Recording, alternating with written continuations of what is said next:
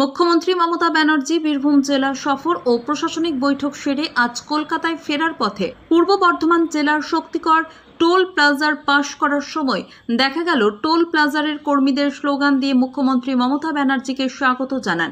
এখন শোনাবো টোল প্লাজার কর্মীরা কি জানালেন।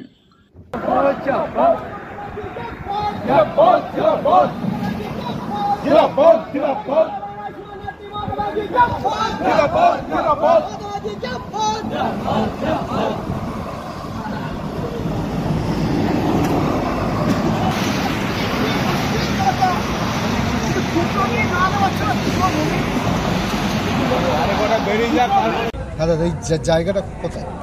এটা পালসি টোল প্লাজা। আচ্ছা, দিয়ে আপনারা এখানে ছিলেন নাকি? হ্যাঁ, আমরা এখানে ছিলাম। দিদি আজকে প্রশাসনিক সভা করে এদিক থেকে যাচ্ছিলেন, আমরা স্লোগান দিলাম, দিদিও আমাদের দিকে হাত নাড়লো, আমরা খুশি, দিদিও খুশি। আপনারা এখানে কারা কারা আছেন?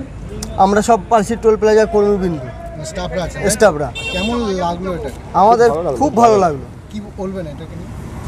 এটাকে নিয়ে একটাই যে আমরাও প্রত্যেকে এখানে আইএনটিটিসি করি, দিদি 26-এ যে বার্তা দেবে সেটা নিয়ে আমরা লড়বো আর আমরা জিতবো 26-এ। আপনার নাম? স্বরাজ মণ্ডল, পালসি টোল প্লাজা কর্মী।